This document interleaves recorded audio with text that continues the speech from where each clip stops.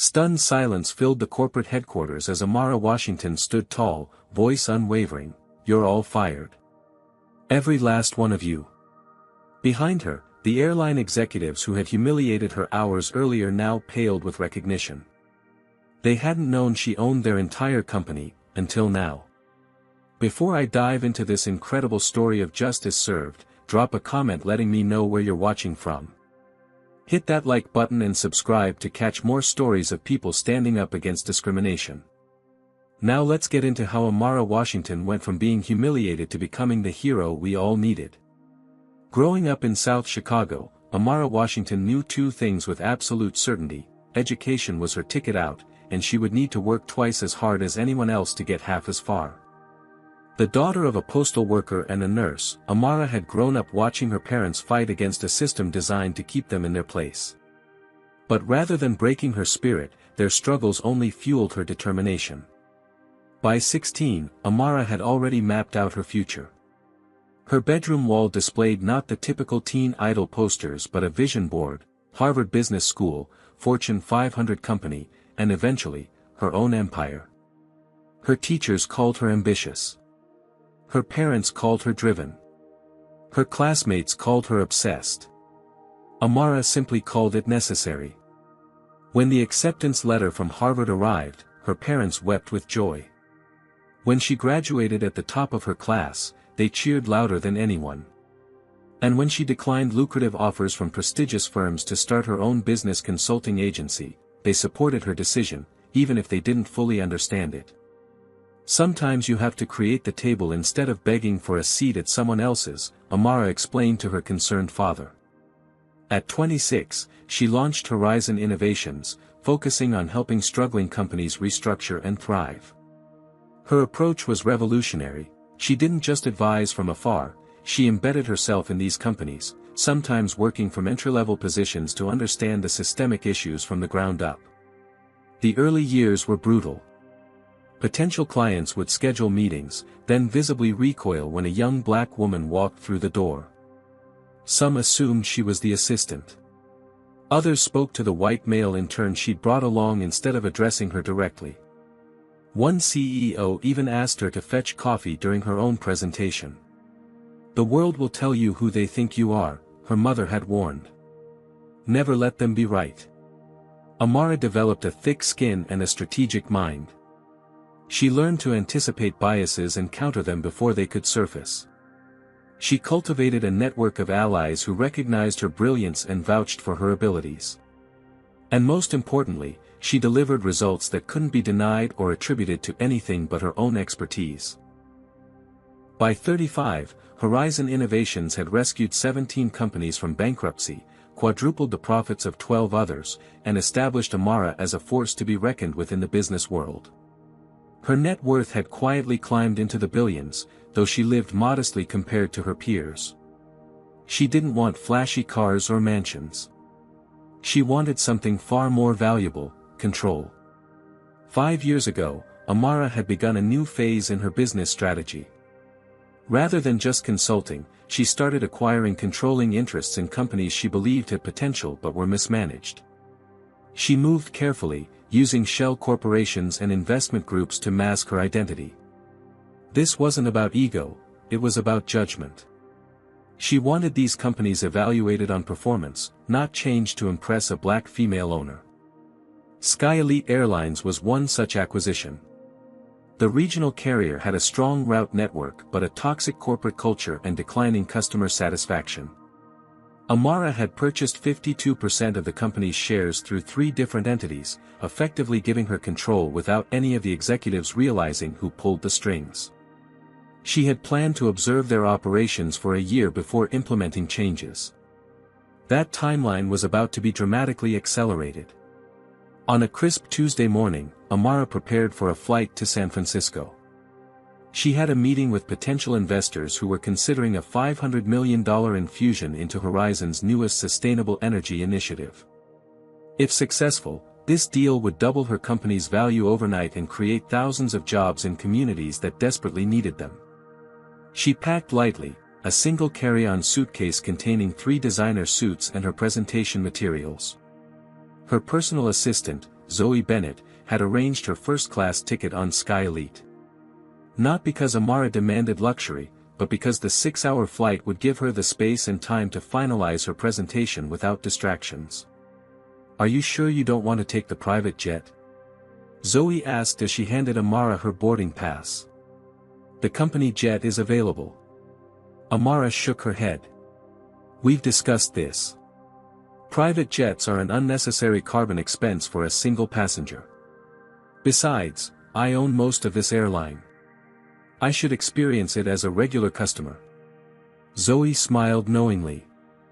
This was typical Amara, principled, practical, and always gathering data firsthand. "The car will pick you up at 4 a.m. Try to get some sleep tonight." Amara nodded, though they both knew sleep would be elusive. The San Francisco deal wasn't just another business transaction. It represented everything Amara had been working toward, creating sustainable opportunities in underserved communities while proving that ethical business practices could be wildly profitable. As she laid out her clothes for the morning, Amara had no idea that her flight wouldn't just be a journey across the country, but the catalyst for a long-overdue reckoning. The Atlanta International Airport hummed with pre-dawn activity as Amara Washington made her way toward the security checkpoint. Dressed in tailored black slacks, a cream silk blouse, and minimal jewelry, she projected the understated elegance that had become her trademark. Her natural hair was styled in a sleek updo, and her makeup was flawless yet subtle. Years in corporate America had taught her the delicate balance of looking polished without drawing unwanted attention. She approached the priority lane, her first-class boarding pass and ID in hand. The security guard, a middle-aged white man with thinning hair and a permanent scowl, glanced at her documents, then at her face, then back at the documents with obvious suspicion. "First class?" he asked, his tone making it clear he found this unlikely. "Yes," Amara replied simply, maintaining eye contact. Experience had taught her that showing any sign of irritation would only escalate the situation. The guard scrutinized her boarding pass again, holding it up to the light as though checking for a watermark. "Business trip?" The question was pointed, invasive. "Yes," she repeated, her expression neutral despite the familiar burn of indignation rising in her chest. After what seemed like an unnecessarily long inspection, he reluctantly waved her through. Amara had taken only 3 steps when she heard him radio to someone, "Keep an eye on priority lane passenger headed to checkpoint 3. Possible upgrade issue." Amara didn't turn around. This wasn't her first experience with prejudice, and she knew it wouldn't be her last. Instead, she mentally filed it away as yet another data point in her ongoing study of Sky Elite's corporate culture. At the TSA checkpoint, she placed her carry-on and personal item on the conveyor belt, along with her shoes and laptop. Despite having TSA pre-check status, she was pulled aside for random additional screening. "Arms out, please," the female TSA agent instructed, her tone bored but her eyes watchful. As the agent's hands moved professionally but thoroughly across her body, Amara noticed 3 white male executives in business attire passing through the regular line without additional screening. Once cleared, Amara gathered her belongings and headed toward her gate. As she walked, she overheard 2 Sky Elite employees talking by a service door. "Another one trying to play first class," one said, glancing in her direction. "Probably used points or got an upgrade. Or a fake ticket," the other replied with a snort. "You know how they are." Amara kept walking, her stride confident despite the knot forming in her stomach. Their words weren't just offensive, they were revealing. If ground staff felt comfortable making such comments openly, what did that suggest about the airline's culture as a whole? At the gate, the waiting area was beginning to fill with early morning travelers. Amara found a quiet corner and opened her laptop to review her presentation one last time. 20 minutes later, a voice announced pre-boarding for first-class passengers. As she approached the gate, a flight attendant with the name tag, Terrence, smiled warmly. Unlike the previous employees, his greeting seemed genuine. "Good morning, ma'am.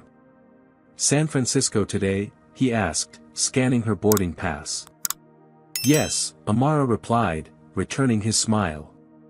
Beautiful city. Business or pleasure? Business. Though I always try to make time for Fisherman's Wharf if I can. Terence chuckled. Can't beat that sourdough. Have a pleasant flight, Ms. Washington. The brief, normal interaction was a refreshing change. Amara made a mental note of Terence's name and professional demeanor. Her relief was short-lived. As she moved forward in the boarding line, the gate agent, a different one from Terence, stopped her. Excuse me, ma'am, but I need to verify your boarding pass, the woman said loudly enough for nearby passengers to hear. Of course, Amara replied, presenting it again. The agent scrutinized the document with exaggerated care while continuing to let white passengers through with barely a glance. And may I see your ID as well? Amara provided her driver's license, keeping her expression neutral despite the humiliation of being questioned while others streamed past. She was acutely aware of the stares from other passengers, some curious, some embarrassed, some smirking. Is there a problem? Amara asked quietly. Just following protocol, the agent replied without looking up. After another long moment, she reluctantly returned the documents. You're clear to board. As Amara finally moved toward the jet bridge, she heard the agent mutter to a colleague, never hurts to double-check. The message was clear, in their eyes, she didn't belong in first class. She was an anomaly, a disruption to their worldview that required verification and explanation. The irony that she owned a controlling interest in the very airline treating her with such suspicion wasn't lost on her. Approaching the aircraft door, Amara spotted Terence again, now assisting with the boarding process. He gave her another warm smile as she stepped onto the plane, a small gesture of respect that stood in stark contrast to her treatment thus far. Welcome aboard, Ms. Washington, he said. First class is to your left.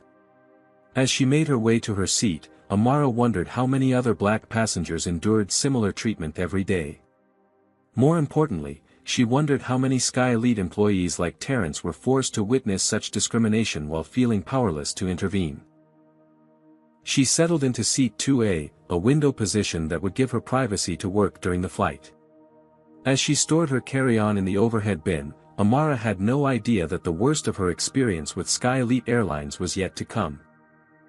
Amara settled into her spacious first-class seat, arranging her laptop and presentation notes on the side table. The cabin was filling with the usual mix of business travelers and wealthy vacationers, most avoiding eye contact in that peculiar way of strangers forced into proximity. A young flight attendant with a name tag reading Brandon moved efficiently through the cabin, offering pre-departure beverages to the passengers, most of them, anyway. He served the white businessman across the aisle. Good morning, sir. Would you care for orange juice, water, or champagne before takeoff? He served the elderly white couple in row 1, good morning. Something to drink before we depart? When he reached Amara's row, he simply passed by without acknowledgement, continuing to the next white passenger with his practiced smile firmly back in place. Amara raised a hand slightly. Excuse me. Brandon paused, his expression cooling. Yes. I'd like some water, please. We'll begin beverage service after takeoff, he replied curtly, despite having just offered drinks to everyone else in first class. I understand, Amara said evenly, but you're offering pre-departure beverages now. I'd like water, please. Something flashed across Brandon's face, annoyance, perhaps, or frustration at being called out. With visible reluctance, he poured a cup of water and placed it on her tray without a word before continuing his rounds. Amara took a slow sip, observing the interaction with the detached interest of someone who had experienced such treatment countless times before. As a business analyst, she found it almost clinically fascinating how consistently prejudice manifested in these small, deniable moments. As a human being, it was exhausting. The boarding process continued. Terence appeared occasionally at the front of the cabin, assisting passengers with stowing luggage and answering questions. Unlike Brandon, he maintained a professional demeanor with everyone, making no distinctions based on appearance or perceived status. Whenever their eyes met, he offered Amara a small, apologetic smile, as if silently acknowledging what she was experiencing. Just as the boarding door was about to close, commotion erupted at the front of the plane. A white man in his 50s, dressed in an expensive suit with a flashy watch and designer briefcase, was arguing with the gate agent. "This is absolutely unacceptable." His voice carried throughout the cabin. "Do you have any idea who I am? I've been a Diamond member for 15 years. Terrence moved forward to intervene, his voice calm but firm. "Sir, please lower your voice. What seems to be the problem?" "The problem is I was held up at security because of your incompetent staff, and now you're telling me my seat has been given away?" The man's face had reddened to an alarming shade. "Sir, I understand your frustration. Let me see what we can do to accommodate you." The man glanced around the cabin, his gaze landing on Amara. Something in his expression shifted. "What about that seat?" he said, pointing directly at her. "She doesn't look like she belongs in first class anyway." The cabin fell silent. Amara maintained her composure, though her hand tightened imperceptibly around her water cup. She had not survived and thrived in corporate America without developing an armor against such blatant bigotry. Terrence looked uncomfortable. "Sir, that seat is occupied by another passenger who boarded on time." "Well, unoccupy it," the man snapped. "I'm Maxwell Thompson, CEO of Thompson Investments. I spend hundreds of thousands of dollars with this airline every year. Surely you can move one person to make room for a loyal customer." Brandon, who had been hovering nearby, stepped forward with an obsequious smile. "Mr. Thompson, of course we value your business. Let me speak with my supervisor." He disappeared briefly into the galley, returning with an older woman whose name tag identified her as Patricia, chief flight attendant. After a hushed conversation, during which both kept glancing in Amara's direction, Patricia approached her seat. "Excuse me, ma'am," Patricia began, her tone falsely solicitous. "We have a situation where we need to accommodate a long-standing Diamond member. We're going to need to reaccommodate you to another seat." Amara looked up calmly. "I purchased this seat. I boarded on time. I'm not interested in being reaccommodated." Patricia's friendly facade slipped slightly. "I'm afraid this isn't a request. Mr. Thompson is a very important customer, and we need to." "And what am I?" Amara interrupted quietly. The question hung in the air. Patricia's mouth opened and closed before she found her response. "We have a lovely seat available in economy. You'll be more comfortable there, with, your own kind of travelers." The implication was unmistakable. Brandon stood behind Patricia, a smirk playing at the corners of his mouth. Maxwell Thompson waited impatiently in the aisle, his sense of entitlement palpable. Amara considered her options. She could create a scene, demand her rights, and likely end up escorted off the plane by security, missing her crucial meeting in San Francisco. Or she could document this incident and address it more effectively later, with the full weight of her position. Reaching for her phone, she opened the voice recording app and placed it on the tray table. "To be clear," she said calmly, "you're removing me from the first-class seat I purchased because this white man wants it, and you've decided he's more valuable than I am?" Patricia's eyes widened at the directness of the question. "That's not, we're simply trying to accommodate. Please answer the question. Are you removing me, a paying first-class passenger who boarded on time, in favor of a late arrival because of his race and perceived status?" "This is ridiculous," Brandon interjected. "We have the right to reassign seats as needed. Either move to economy or we'll have to remove you from the flight entirely." Amara maintained steady eye contact with Patricia. "Is that your final decision?" Patricia glanced nervously at her phone. "The recording isn't necessary. We're following company policy." "I see," Amara said, gathering her belongings with deliberate slowness. "I'd like your full names, please, and the name of your direct supervisor."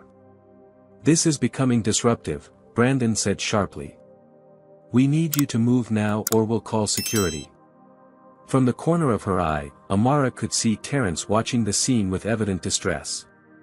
He took a half-step forward, as if wanting to intervene, then stopped himself, likely remembering his precarious position as a black employee witnessing discrimination but dependent on his job. "I'll move," Amara said finally, standing with dignity. "But this isn't over." As she collected her carry-on from the overhead bin, Maxwell Thompson slid into her seat with a satisfied smirk. "Some people just don't understand how the world works," he said loudly enough for everyone to hear. With her head held high, Amara allowed herself to be escorted toward the back of the plane, the recording app still running on her phone. Behind her, she heard Patricia's relieved sigh and Brandon's performative apology to Thompson. "So sorry for the inconvenience, sir. Can I get you a champagne before takeoff?" What none of them realized was that Amara Washington wasn't just any passenger. She was their boss's boss. And by the time this flight landed, she would own not just a majority stake in Sky Elite Airlines, but the power to remake it entirely. The walk through the first-class cabin felt like a public shaming. Every pair of eyes followed Amara's progress toward the economy section, and the silence was deafening. Some passengers averted their gaze, uncomfortable with the blatant injustice they'd just witnessed. Others stared openly, curious about the woman who'd been deemed unworthy of first class. A few wore smug expressions, as if her removal confirmed their own biases about who belonged where. Brandon led the way with brisk efficiency, clearly eager to complete this task and return to serving his valuable customers. Patricia followed behind Amara, perhaps to ensure she didn't attempt to reclaim her rightful seat. The formation felt intentional, a prisoner escort rather than a customer service interaction. As they passed through the premium economy section, whispers began to ripple through the cabin. What did she do? Must have been causing trouble. Probably tried to use a fake ticket. They always want what they haven't earned. Amara kept her gaze forward, her expression impassive despite the burning humiliation. Years of being the only black woman in boardrooms had taught her to compartmentalize her feelings, to separate the professional from the personal. But this was different. This wasn't about business competence or corporate politics. This was about her fundamental humanity being dismissed. The economy section was completely full, as she'd suspected it would be. The flight to San Francisco was a popular business route, especially on Tuesday mornings. Brandon stopped at row 27, gesturing to the middle seat between two already seated passengers, a heavy-set man who had spilled over into the adjacent space, and a young woman with headphones who looked annoyed at the interruption. "Your new seat," Brandon announced loudly, making no effort to cushion the humiliation. The overhead bins in this section were already crammed full. Patricia made a show of looking for space before turning to Amara with false concern. "It seems there's no room for your carry-on. We'll need to check it." "That's not acceptable," Amara replied firmly. "I have important business materials that cannot be checked." "Well, I don't know what you expect us to do," Brandon interjected. "There's no space." From behind them, Terence appeared, somehow having slipped away from his first-class duties. "I can make some room," he offered, already rearranging items in the overhead bin to create space. With practiced hands, he managed to fit Amara's carry-on securely inside. Brandon shot him a look of betrayal. "You're needed in first class, Terence." "Just helping a passenger," Terence replied evenly, though the tension between them was palpable. As Amara squeezed into the middle seat, the man beside her made a show of sighing loudly and shifting his bulk to reclaim as much space as possible. The woman on her other side pulled her headphones down and muttered, "I was hoping to have some extra room." "Sorry for the inconvenience," Amara replied with dignity. Patricia and Brandon lingered just long enough to ensure she was seated before retreating to the front of the aircraft, their duty discharged. Terence gave her an apologetic glance before following his colleagues. The seatbelt sign illuminated, and the aircraft began its pushback from the gate. Amara tried to focus on her upcoming presentation, but the cramped conditions made it impossible to open her laptop properly. The man beside her had claimed the entire armrest and a portion of her space, while the woman on her right kept shooting irritated glances whenever Amara moved. "So what did you do to get kicked out of first class?" the man eventually asked, his tone suggesting he'd already formed his own conclusions. "I existed," Amara replied simply. The man snorted. "Come on. They don't just move people for no reason. Don't they?" Amara met his gaze steadily. The man looked away first. As the flight reached cruising altitude, Amara attempted to work on her phone instead, reviewing key points of her presentation. The $500 million deal wouldn't wait just because Sky Elite Airlines had decided she didn't deserve the seat she'd purchased. The beverage service began, with flight attendants working their way slowly from the front of the plane. When they finally reached row 27, a different attendant than those she'd encountered earlier offered drinks without making eye contact. "Water, please," Amara requested. The attendant handed her a plastic cup filled halfway with water and no ice, despite giving full cups to both passengers beside her. It was yet another small indignity, likely unconscious rather than deliberately malicious, but no less revealing of the systemic issues at play. About an hour into the flight, Terence appeared in the economy cabin, ostensibly checking on passengers but making his way directly to Amara's row. "Is everything all right with your seat, ma'am?" he asked professionally, though his eyes conveyed a deeper concern. "As well as can be expected," she replied. He lowered his voice. "What happened up front, that wasn't right. I've seen it before, but never so blatant. Does it happen often?" Terence glanced around before answering. "More than the company would ever admit. I've filed reports, but they disappear into the void." Amara nodded thoughtfully. "I appreciate your candor, Terence. And your professionalism throughout this situation." He seemed surprised by her composure. "Most people would be livid." "Oh, I am," Amara assured him with a small smile. "But anger is only useful when channeled effectively." Something in her tone made Terence study her more carefully. "You're not just any passenger, are you? We all deserve to be treated with dignity, regardless of who we are," she replied, neither confirming nor denying his suspicion. Terence hesitated, then pulled a small business card from his pocket and discreetly placed it on her tray table. "My employee information. If you decide to file a complaint, I'd be willing to corroborate your account." It was a risk for him, and they both knew it. Whistleblowers rarely fared well in corporate America, especially black whistleblowers challenging systemic racism. "Thank you, Terence. That's very brave."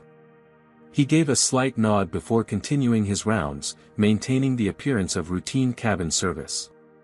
The remainder of the flight passed in uncomfortable silence. Amara managed to review her presentation on her phone, though the cramped conditions and frequent interruptions made it difficult to concentrate.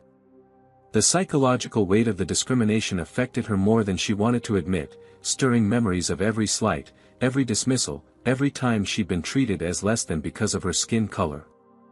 Have you ever experienced discrimination on a flight or in another public place? Comment number 1 if you believe Amara should file a formal complaint, or number 2 if you think she should let it go to focus on her business meeting. Like and subscribe to follow Amara's journey, and let me know what you would have done in her position. Do you think Terence was right to offer his employee information? What would you do if you witnessed someone being treated unfairly like this?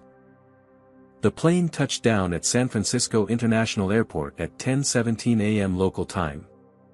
As the aircraft taxied to the gate, Amara felt the familiar weight of exhaustion that came from maintaining composure in the face of blatant discrimination.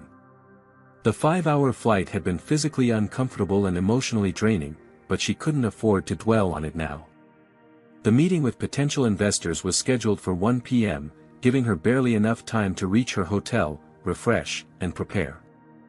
As passengers began the slow process of deplaning, Amara remained seated, allowing those around her to gather their belongings. She had learned long ago that patience often served her better than asserting her right to exit promptly. The man beside her pushed past without a word, while the woman on her right offered a perfunctory "excuse me" as she squeezed into the aisle. Amara waited until most of the economy section had cleared before standing to retrieve her carry-on. As she made her way forward, she caught sight of Maxwell Thompson in the first-class cabin, laughing with Brandon as Patricia handed him his designer briefcase with a deferential smile. The scene crystallized everything wrong with Sky Elite's culture: the preferential treatment, the casual racism, the reinforcement of existing power structures. Near the aircraft door, Terrence stood in professional silence, nodding goodbye to departing passengers. When Amara approached, he spoke quietly. "Ms. Washington, I hope the remainder of your flight was tolerable." "Tolerable is an accurate description," she replied with a small smile. "Thank you for your kindness, Terrence. It made a difference." He nodded, understanding the weight of her words. In an environment where discrimination was normalized, simple human decency became an act of subtle rebellion. As she exited the jet bridge, Amara's phone buzzed with a text from her San Francisco driver, waiting at arrivals, black Lexus sedan. The efficiency of her support team allowed her to bypass the worst of the airport crowds. Within 20 minutes, she was settled in the back seat of the car, heading toward the Fairmont Hotel on Nob Hill. "Straight to the hotel, Ms. Washington?" the driver asked. "Yes, please. I have a meeting at 1 p.m. that I need to prepare for." The driver nodded, skillfully navigating through the late morning traffic. Amara used the drive to center herself, shifting her focus from the airline incident to the critical presentation ahead. $500 million in investment capital would transform Horizon Innovation's sustainable energy initiative from promising concept to market-changing reality. The project would create jobs in communities often overlooked by tech investors, while significantly reducing carbon emissions in manufacturing processes. At the hotel, Amara had just 45 minutes to shower, change, and review her presentation one final time. The hot water helped wash away some of the tension from the flight, but as she dressed in her charcoal gray suit and applied a fresh coat of lipstick, she couldn't entirely shake the residual anger. It simmered beneath her professional exterior, a potent fuel she would need to channel productively. The Presidio room at the San Francisco Business Center had been reserved for the meeting, a sleek, modern space with floor-to-ceiling windows overlooking the bay. Amara arrived 15 minutes early to set up, connecting her laptop to the projection system and arranging the printed materials at each seat. By 12:55 p.m., she was ready, her presentation queued up and her talking points fresh in her mind. The investors arrived as a group, 4 men and 3 women representing some of the most significant venture capital firms in Silicon Valley. Leading them was Victor Chen, founding partner of Emerald Bay Ventures and a notoriously tough critic of new green technology initiatives. His firm alone controlled $3 billion in investment capital, and his opinion carried enormous weight with the others. "Ms. Washington," he greeted her with a firm handshake. "I've heard impressive things about Horizon's approach to sustainable manufacturing."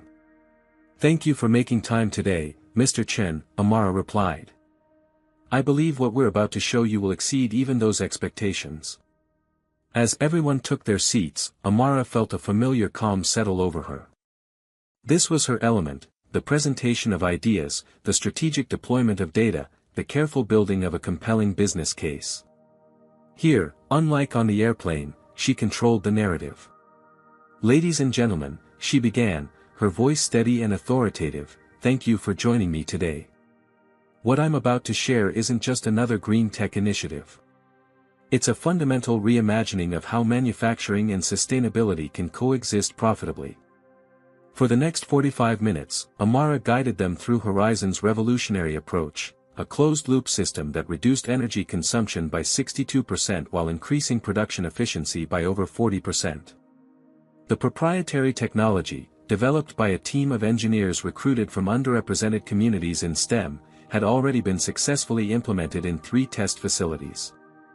"The data speaks for itself," Amara said, highlighting a particularly impressive graph. "But what these numbers don't show is the human impact. Our pilot program in Detroit created 317 new jobs in a community with 22% unemployment. 90% of those positions went to local residents, and 63% to people of color." Victor Chen leaned forward, his interest evident. Impressive social metrics, but what about the bottom line? Green initiatives often promise financial returns that never materialize. It was exactly the opening Amara had anticipated. With confident precision, she walked them through the financial projections, conservative estimates showing 18% returns in year 1, scaling to 34% by year 5. "We're not asking you to choose between profit and planet," she concluded. "We've created a model where they're fundamentally aligned. The $500 million we're seeking isn't charity or even corporate social responsibility. It's simply smart business." A charged silence filled the room as she finished. Amara stood tall, hands clasped loosely in front of her, projecting the quiet confidence that had become her trademark. The exhaustion and humiliation from the flight were nowhere evident in her demeanor. Victor Chen was the first to speak. "Ms. Washington, I've sat through over 2,000 pitches in my career. Most are forgettable. Some are interesting. Rarely are they transformative." He paused, glancing at his colleagues. "This falls into that last category." Relief and triumph surged through Amara, though her expression remained professionally measured. "I'd like to discuss increasing our participation beyond what you've requested," Chen continued. "This technology has applications beyond your current targets, and we'd like to explore those possibilities." What followed was 2 hours of intensive discussion, as the investors moved from skepticism to enthusiasm to active collaboration. By 4:30 p.m., they weren't just offering the $500 million Amara had requested, they were proposing a partnership that would provide up to $800 million in staged funding, with options for further expansion. As they finalized the preliminary terms, Elise Nakamura, CFO of Sequoia Partners, pulled Amara aside. "I have to say, your composure today was remarkable. Most people would have rescheduled after what you experienced this morning." Amara gave her a questioning look. "I was on your flight," Elise explained. "In premium economy. I saw what happened." "Ah." Amara nodded, maintaining her professional demeanor despite the unexpected connection. "Well, some obstacles are meant to be navigated, not avoided. Still, to deliver this level of presentation after that kind of treatment." Elise shook her head admiringly. "It speaks volumes about your character." The meeting concluded with handshakes all around and promises of draft agreements within 48 hours. As the investors filed out, Victor Chen lingered. "One last thing, Ms. Washington. I'm on the board of Sky Elite Airlines." Amara's pulse quickened, though her expression remained neutral. "What I witnessed on today's flight was unacceptable. I'd like to personally ensure it's addressed at the highest levels." For a moment, Amara considered telling him that she already had the means to address it, that she owned controlling interest in the very airline that had humiliated her. But strategic instinct held her back. This was information to deploy carefully, not in the heat of the moment. "I appreciate your concern, Mr. Chen," she said instead. "Perhaps we can discuss it another time. Today, I prefer to focus on our successful partnership." He nodded, respecting her choice. "Of course. We'll be in touch soon." As the door closed behind him, Amara finally allowed herself a moment of celebration. The deal was even better than she'd hoped for, a transformative step for Horizon Innovations and the communities they served. She should have been elated, ready to share the news with her team back in Atlanta.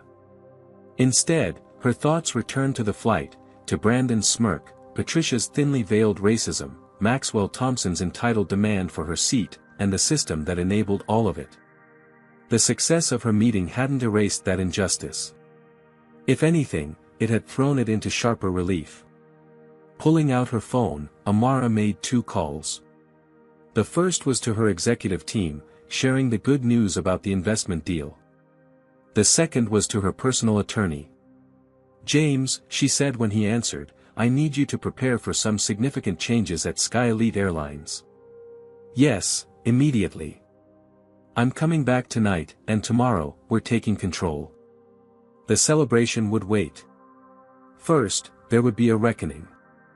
Amara's private jet, the one she had refused to use for her outbound journey, touched down in Atlanta just after midnight.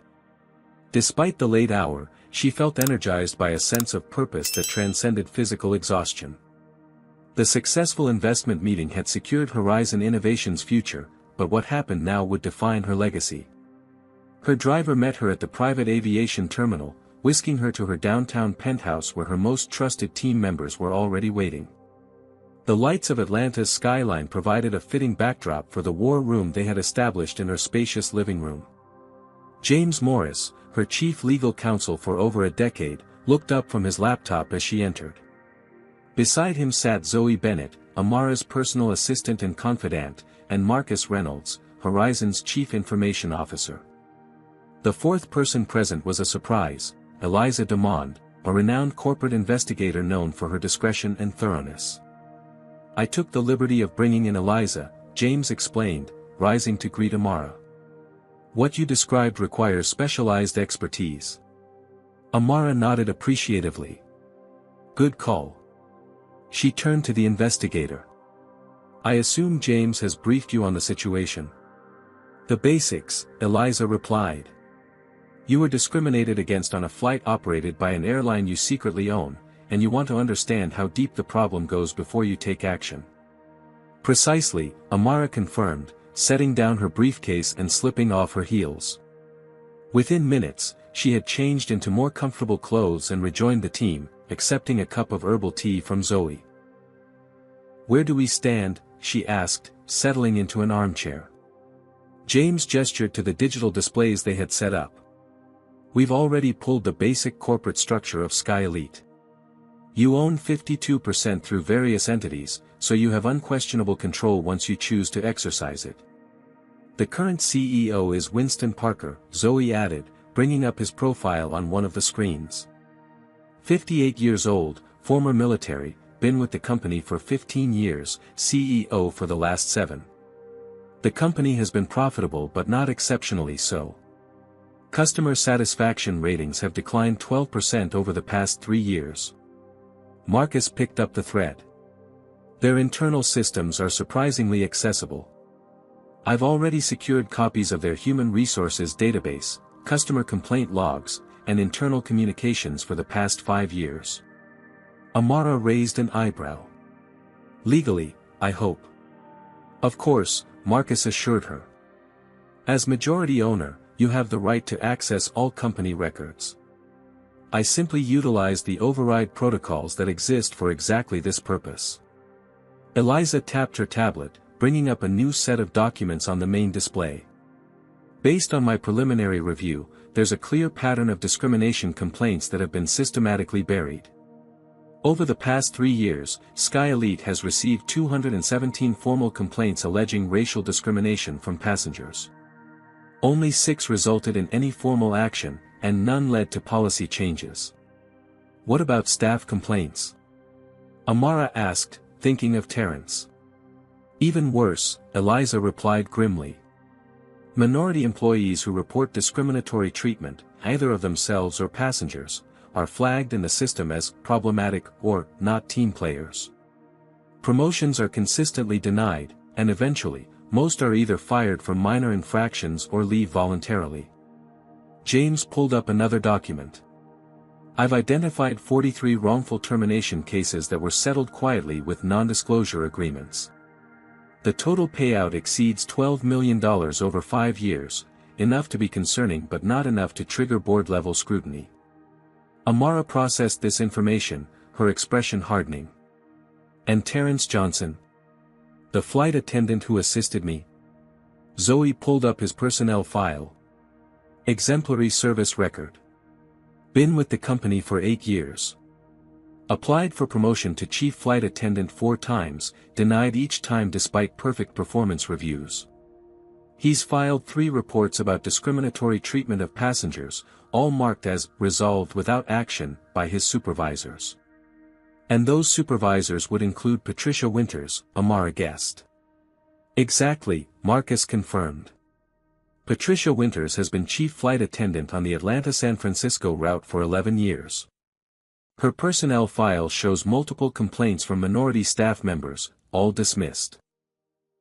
She's particularly close with Brandon Taylor, who joined 3 years ago and has been rapidly promoted despite mediocre performance reviews. Eliza brought up another document. Here's where it gets interesting. Brandon Taylor is the nephew of Richard Taylor, who sits on Sky Elite's board and chairs their personnel committee. And Maxwell Thompson, the passenger who took your seat, isn't just a random businessman. He's a major client of Skyway's corporate travel, which handles all of Sky Elite's corporate accounts. The connections were becoming clear, a network of relationships that perpetuated discrimination while protecting those responsible. What about Winston Parker, the CEO? Amara asked. Is he actively involved in this culture, or merely allowing it to continue? James grimaced. Based on internal emails we've recovered, he's aware of the issues but considers them cost of doing business. There's one particularly damning exchange where he instructs HR to minimize exposure on the diversity complaints rather than address the underlying problems. Amara stood, pacing thoughtfully as she processed this information.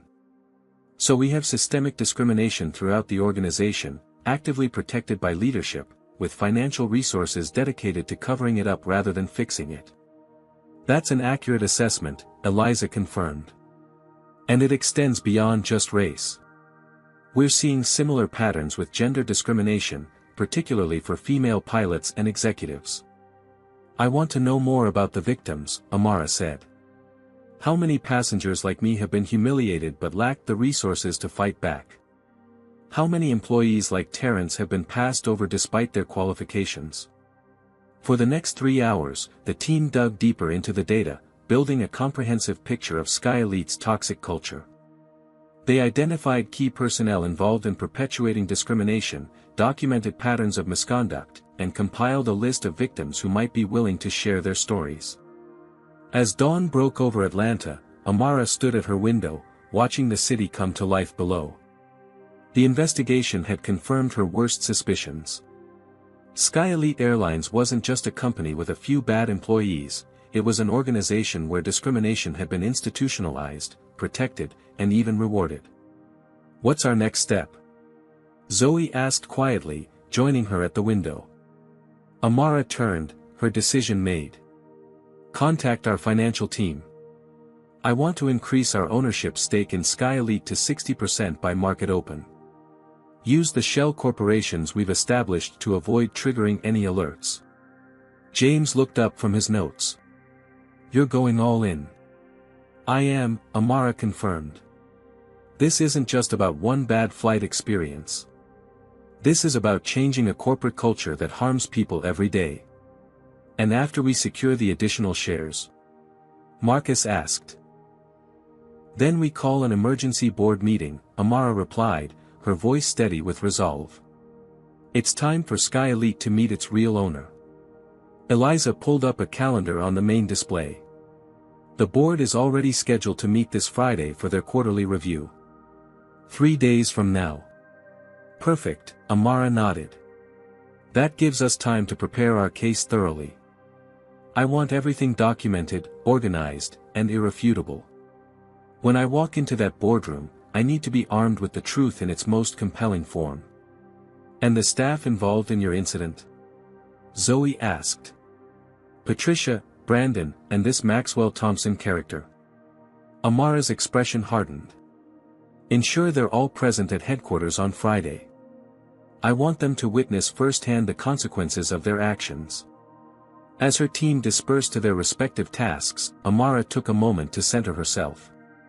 This wasn't just business anymore, it was justice.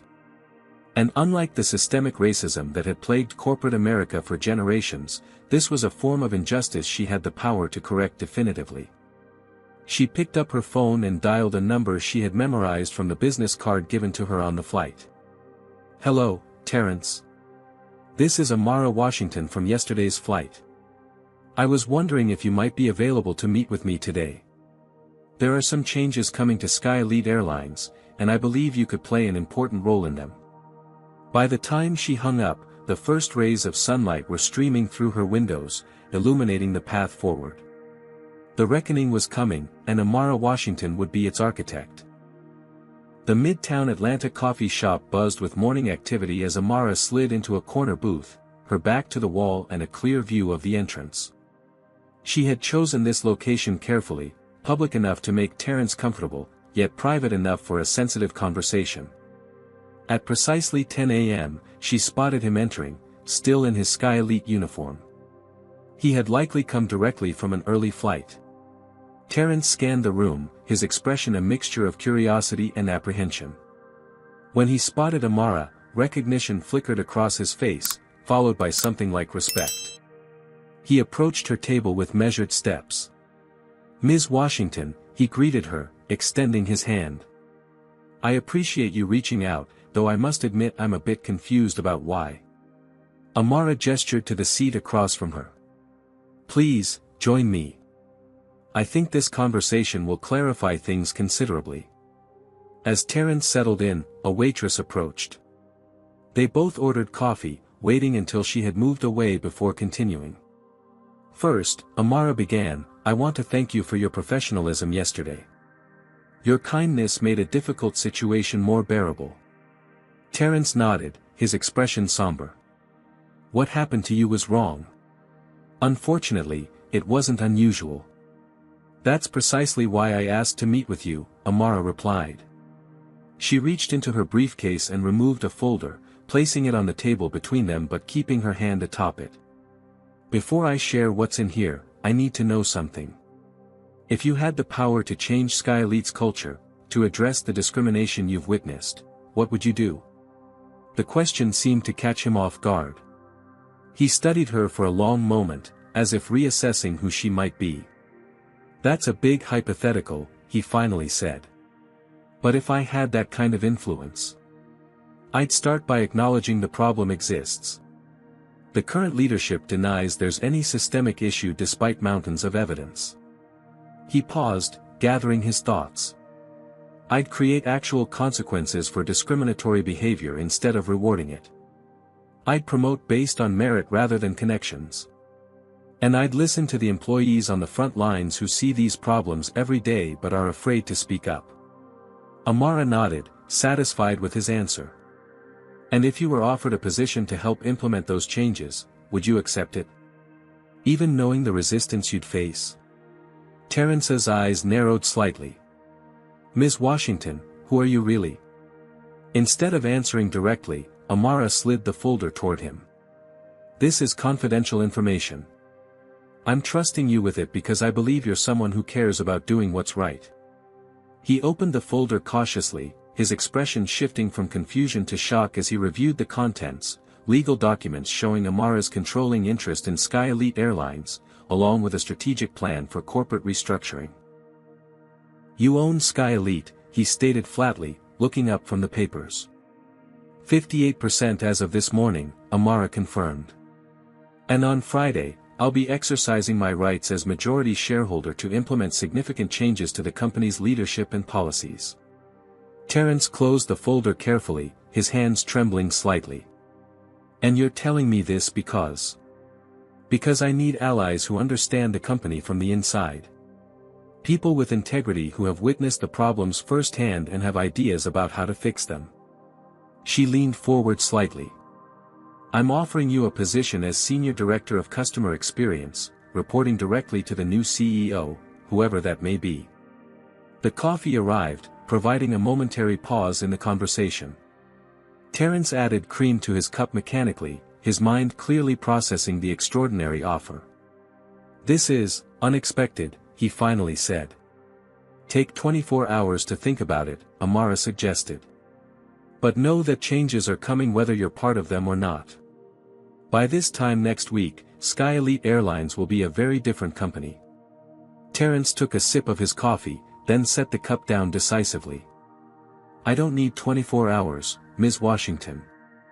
I've spent 8 years watching good people be mistreated, both employees and passengers. If you're serious about making real change, I want to be part of it." Amara smiled, extending her hand across the table. "Then we have work to do." For the next 2 hours, they discussed the intricacies of Sky Elite's operations, the key personnel, the problematic policies, the unofficial hierarchy that protected certain employees while marginalizing others. Terence's insider perspective proved invaluable, confirming much of what Amara's team had discovered while adding crucial context. By the time they parted ways, Amara had a much clearer picture of what needed to change and who needed to be removed. Terence left with instructions to continue his normal duties while discreetly documenting any further incidents of discrimination. He would be her eyes and ears until Friday, when everything would change. Back at her penthouse command center, Amara found her team hard at work. Marcus had expanded their data mining operation, uncovering financial irregularities that suggested certain executives were embezzling funds.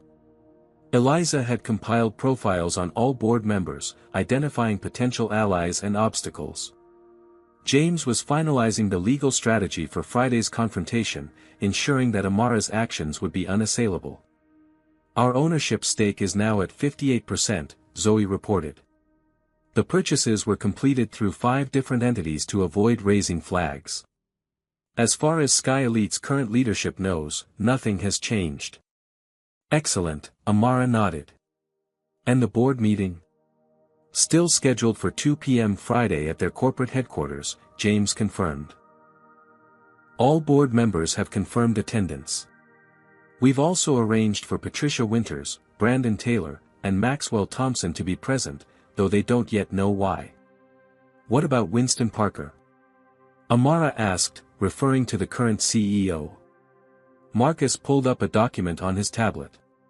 "He's scheduled to present the quarterly financial report.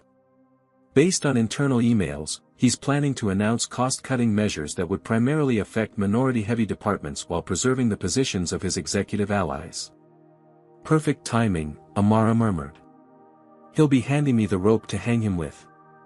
The next 2 days passed in a whirlwind of preparation. Amara's team developed a comprehensive plan for Sky Elite's transformation, new leadership structure, revised policies, training programs, and accountability measures.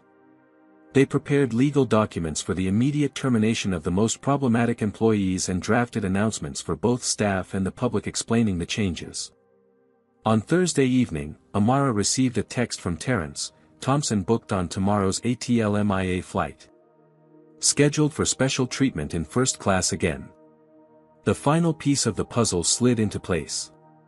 Maxwell Thompson would be at Sky Elite headquarters for a VIP tour before his flight, a perfect opportunity to confront one of the key players in her humiliation. Friday morning dawned clear and bright. Amara dressed with particular care, selecting a custom-tailored power suit in deep navy, accessorized with subtle gold jewelry. Her hair was styled in an elegant updo, her makeup flawless but understated. The image she presented was one of absolute authority, a woman who knew her worth and her power. Her driver delivered her to Sky Elite's corporate headquarters at 1:30 p.m., 30 minutes before the board meeting was scheduled to begin.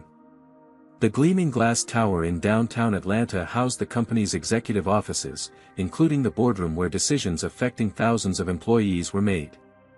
As Amara approached the security desk in the lobby, she was joined by her team: James, Zoe, Marcus, and Eliza, each carrying briefcases containing the evidence they had meticulously compiled. "May I help you?" the security guard asked, eyeing the group with slight suspicion. "Amara Washington and Associates," she replied smoothly. "We're here for the board meeting." The guard checked his computer. "I don't see you on the list, ma'am." "That's because my presence is a surprise," Amara said, her tone pleasant but firm. She removed a document from her briefcase and placed it on the counter.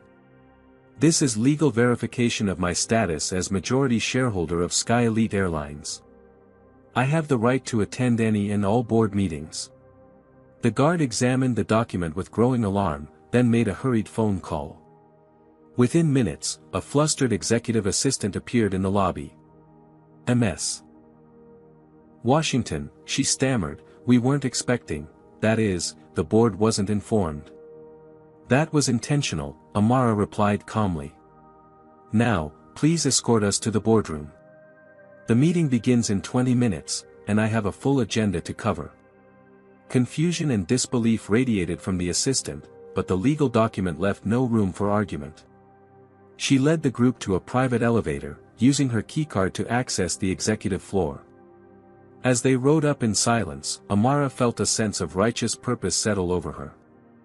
This wasn't just about personal vindication, it was about creating lasting change in a system that had harmed countless people.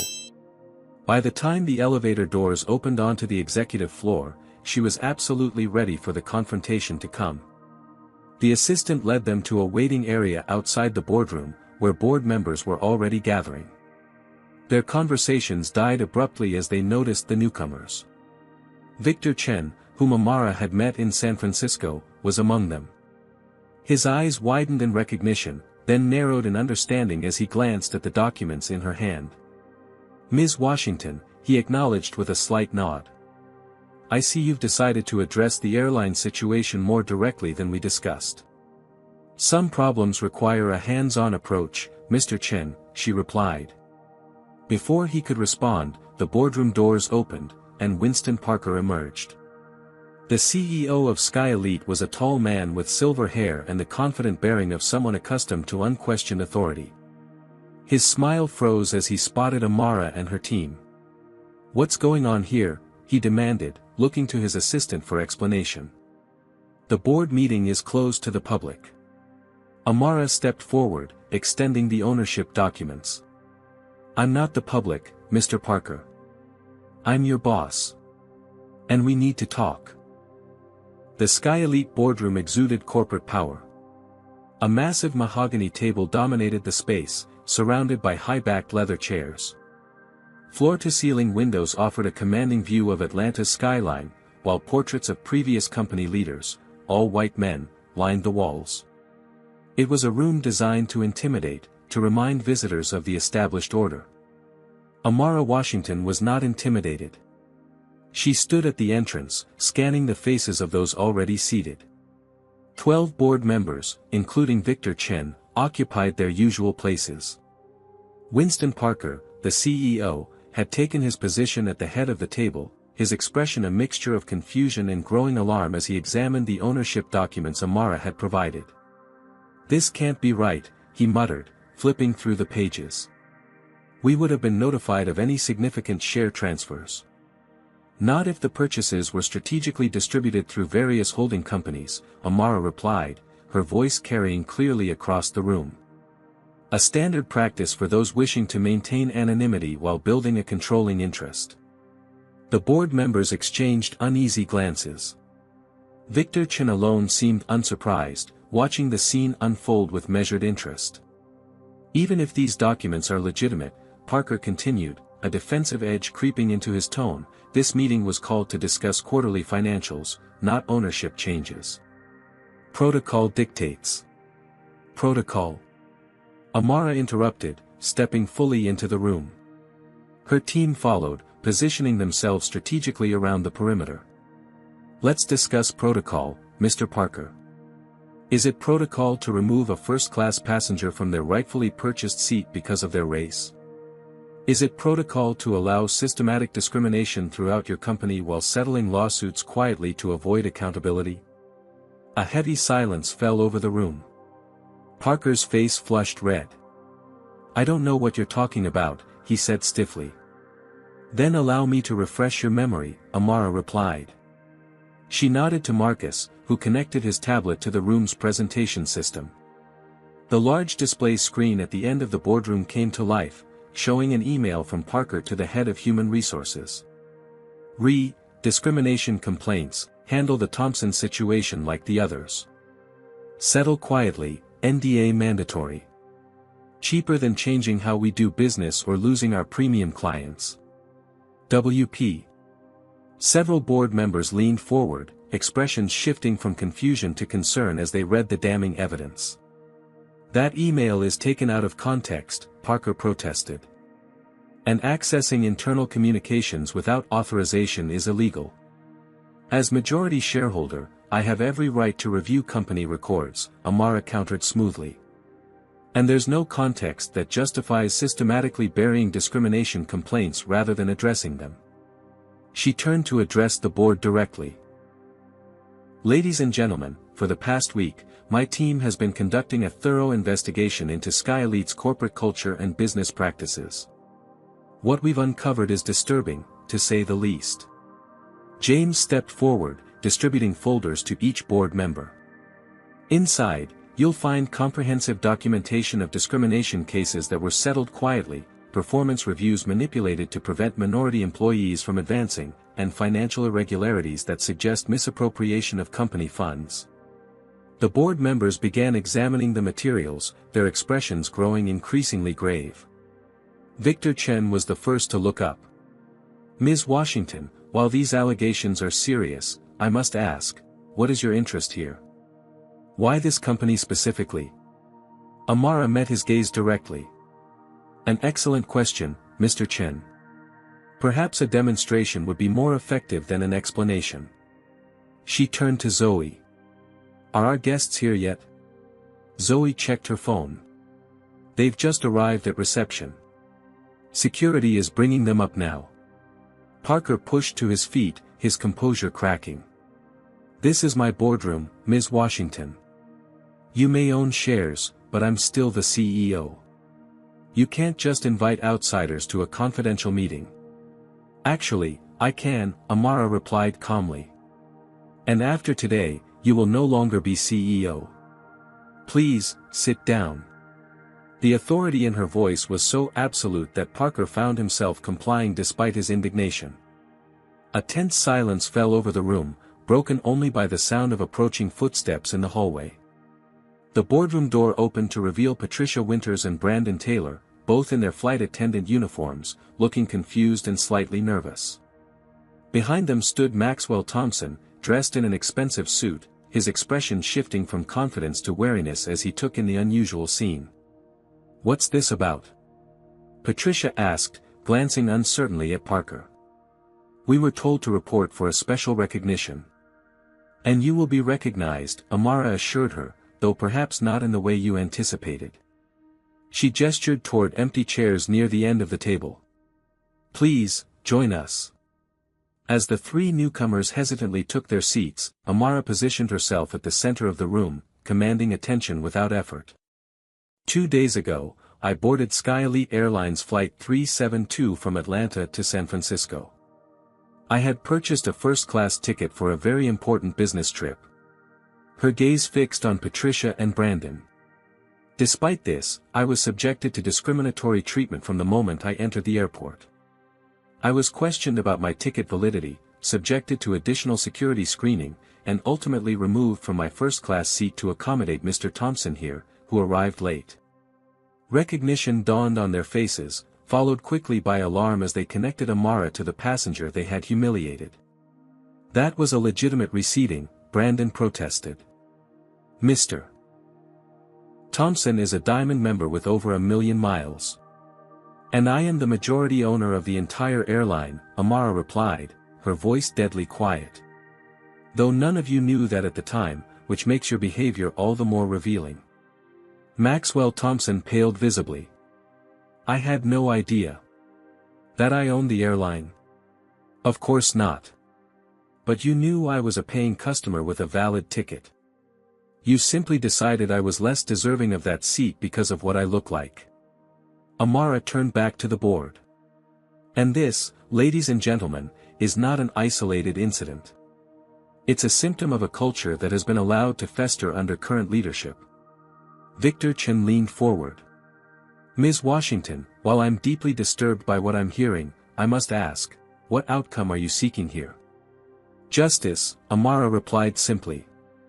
"And transformation." She moved to the head of the table, effectively displacing Parker from his position of authority. "As controlling shareholder of Sky Elite Airlines, I am exercising my right to implement immediate changes to company leadership and policy." She nodded to James, who distributed another set of documents. "You'll find before you my formal notice removing Winston Parker as CEO, effective immediately. Additionally, I am restructuring the executive team to address the systemic issues we've uncovered." Parker surged to his feet again, his face contorted with rage. "You can't do this. The board has to vote. I control 58% of voting shares," Amara cut him off. "While I value the board's input on future decisions, this particular matter doesn't require a vote." She fixed him with an unwavering stare. You're fired, Mr. Parker. As are you, Ms. Winters, and you, Mr. Taylor. The fired employees sat in stunned silence as the reality of their situation sank in. Maxwell Thompson shifted uncomfortably in his seat. And me? He asked quietly. I'm not even an employee. You, Mr. Thompson, will no longer be welcome on any Sky Elite flight, Amara informed him. Additionally, your company's corporate account will be terminated effective immediately. Thompson's face flushed with indignation. You can't do that. Do you have any idea how much business my firm brings to this airline? Approximately $8.3 million annually, Amara replied precisely. A figure that pales in comparison to the moral cost of allowing customers like you to believe that wealth entitles you to mistreat others. She gestured toward the door. Security will escort you out. Your personal belongings will be sent to your office. As if on cue, 3 security officers appeared at the doorway. Their presence made it clear that resistance would be futile. Parker looked desperately around the boardroom, seeking allies among the directors he had worked with for years. He found none. The evidence presented was too damning, the legal documentation too solid. One by one, the board members averted their eyes, unwilling to go down with a sinking ship. This isn't over, Parker hissed as he gathered his things. You'll be hearing from my attorneys. I look forward to it, Amara replied calmly. I'm sure they'll be interested in the additional evidence we didn't present today, including your creative accounting practices regarding executive bonuses. That final shot landed with devastating precision. Parker's shoulders sagged in defeat as the fight visibly drained from him. Without another word, he followed the security officers from the room, trailed by Patricia, Brandon, and a shell-shocked Maxwell Thompson. As the door closed behind them, a pregnant silence filled the boardroom. Amara allowed it to linger for a moment before addressing the remaining board members. Ladies and gentlemen, I understand this is unprecedented and undoubtedly unsettling.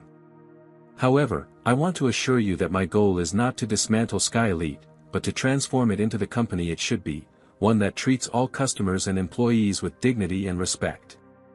She gestured to the door, which opened once again to reveal Terrence Johnson, still in his flight attendant uniform but standing tall with newfound confidence. This is Terrence Johnson, one of your most dedicated employees. Despite exemplary service and qualifications, he has been repeatedly passed over for promotion after reporting discriminatory incidents. Amara smiled at him encouragingly.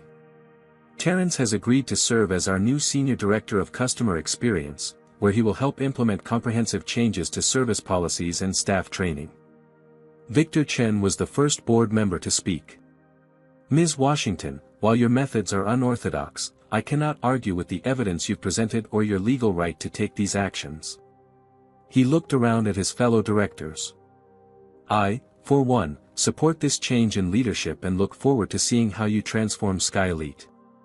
One by one, the other board members voiced similar sentiments, some more enthusiastically than others, but all recognizing the inevitability of the situation. Amara had not only the legal authority but the moral high ground. As the initial shock subsided, the meeting transitioned into a productive discussion of next steps. Amara outlined her vision for the new Sky Elite, a company that would lead the industry not just in profitability but in equity and inclusion. By the time they adjourned 3 hours later, the board had unanimously approved her transition plan and the appointment of an interim CEO until a permanent replacement could be found.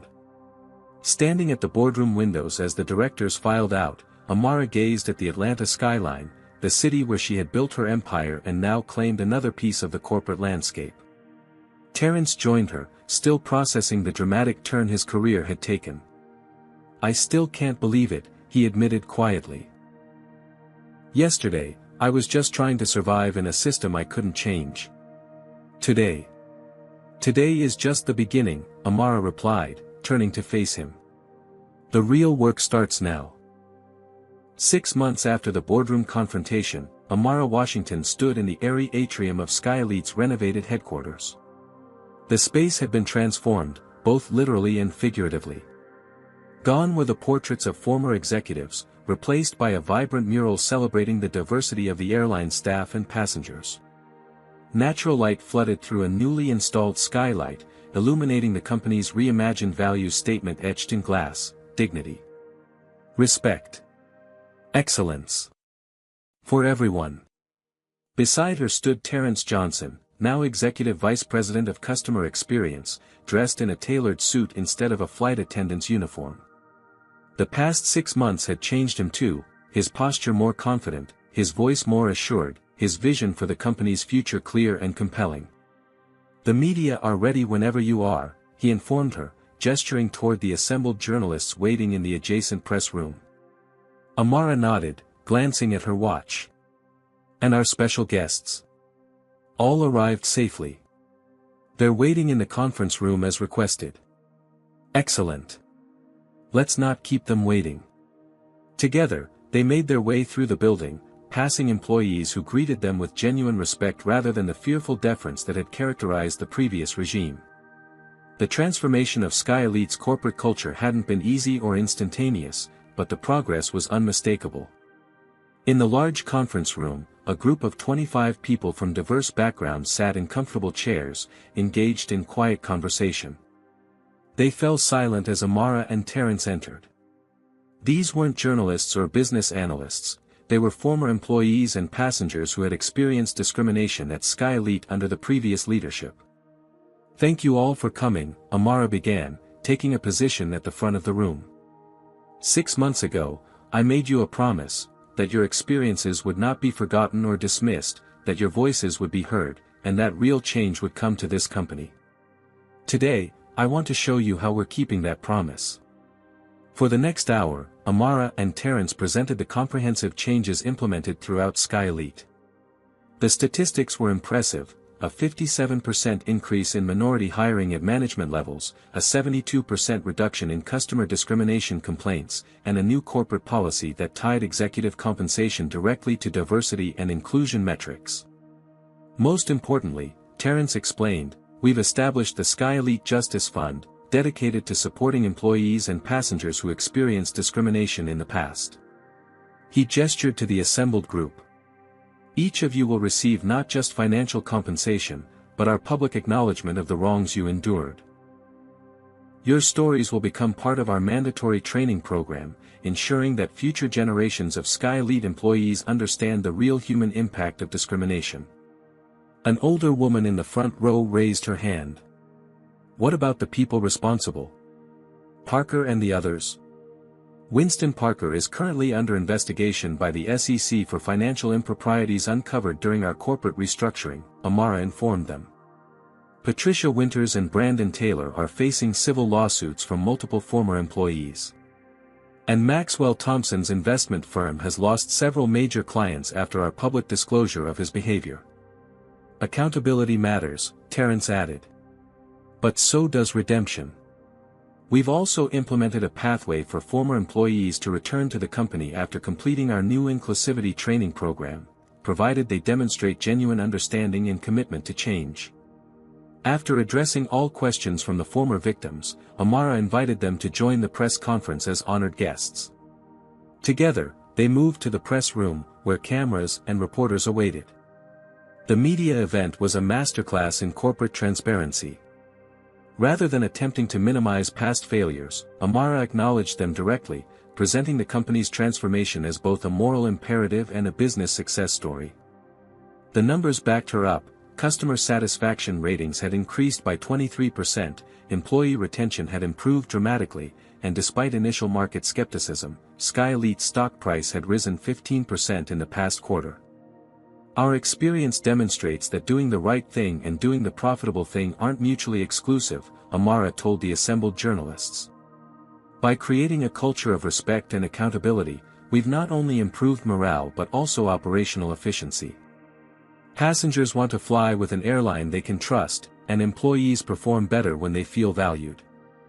Following the press conference, Amara took Terrence aside for a private moment in her new office, formerly Parker's spacious corner suite, now redesigned with warm colors and comfortable seating arranged for collaboration rather than intimidation. "I received the latest passenger satisfaction numbers this morning," she told him, bringing up a chart on her tablet. Up another 8% this month. The board is thrilled. Terrence smiled, though a hint of weariness showed around his eyes. The past 6 months had been demanding for everyone involved in Sky Elite's transformation. It's good progress, but we still have work to do. Some of the regional managers are resisting the new training protocols. Change takes time, Amara acknowledged. Especially when we're dismantling systems that have been entrenched for decades. She set the tablet aside. But that's not why I wanted to speak with you privately. She moved to the window, gazing out at the Atlanta skyline.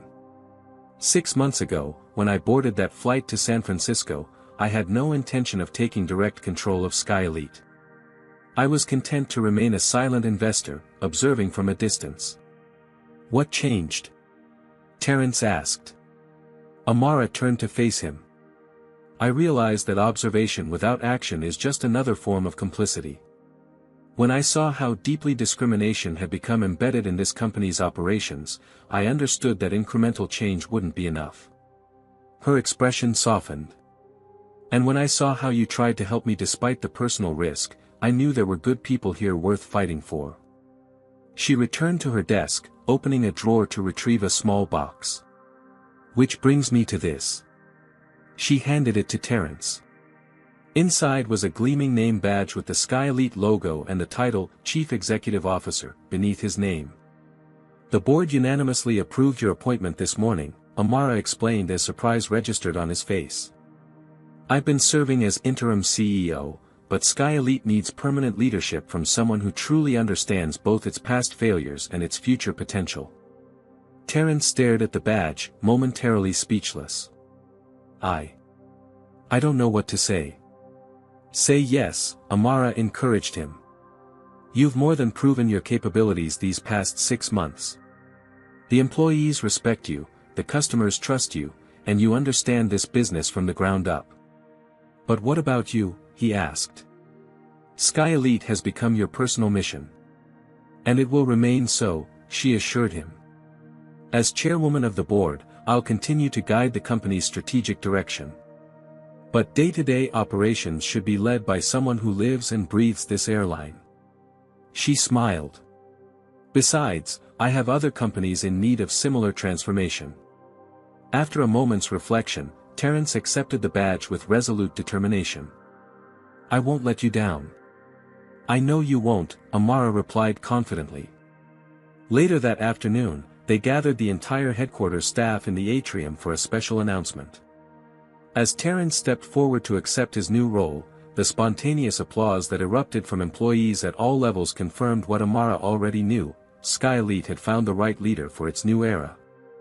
The ceremony concluded with the unveiling of a new addition to the atrium, a wall of honor recognizing employees who had reported discrimination over the years, many of whom had faced retaliation under the previous leadership.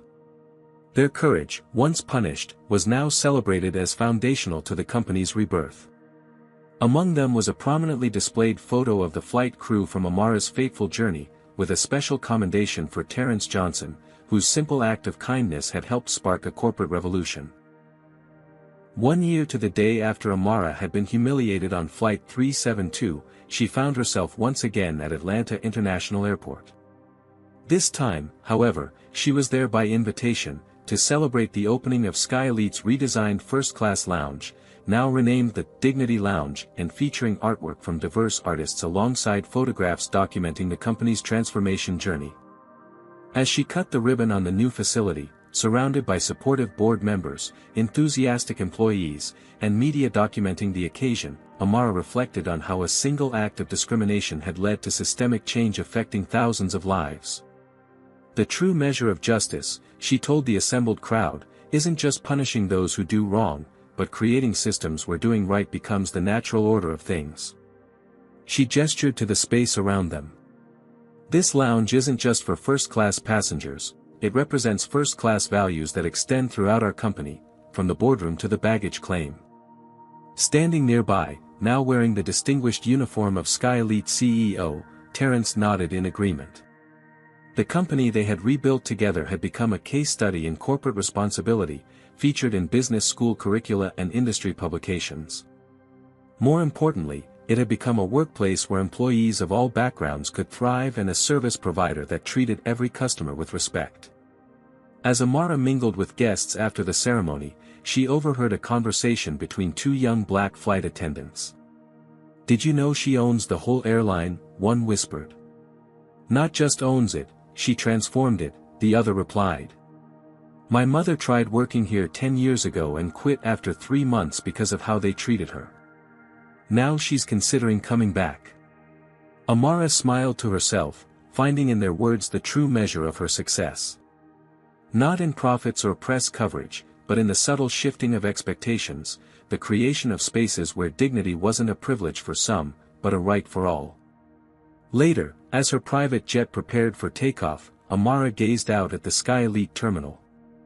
The airline had become more than just another asset in her portfolio. It stood as tangible proof that one person with courage and resources could challenge entrenched systems and win. The victory wasn't merely personal vindication but a template for change that others could follow. Her phone chimed with a message from Terrence. Monthly diversity numbers just came in. Highest in the industry for the 3rd consecutive quarter.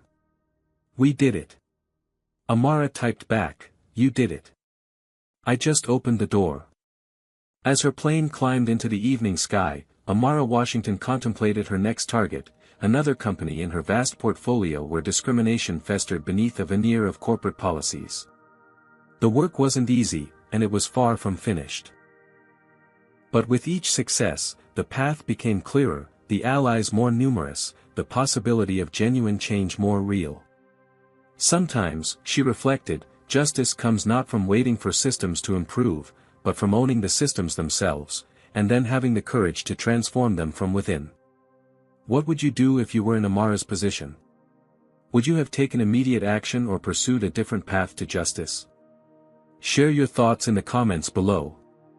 Don't forget to like this video if you found Amara's story inspiring, subscribe to our channel for more powerful stories of triumph over discrimination, and hit that notification bell so you never miss an upload. Thank you for watching, and remember, sometimes the most powerful response to injustice is not just speaking truth to power, but becoming the power that changes the truth. Amara Washington's story teaches us that true change requires both courage and strategic action. When faced with discrimination, she didn't just file a complaint or accept the injustice, she leveraged her unique position to create systemic transformation.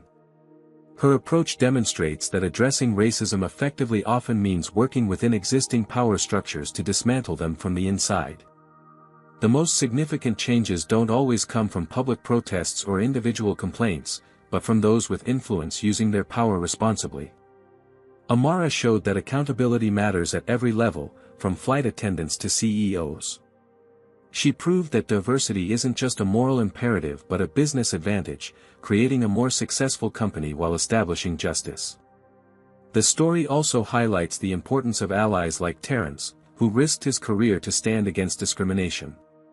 When people in positions of privilege recognize injustice and act despite personal risk, they become essential partners in creating lasting change.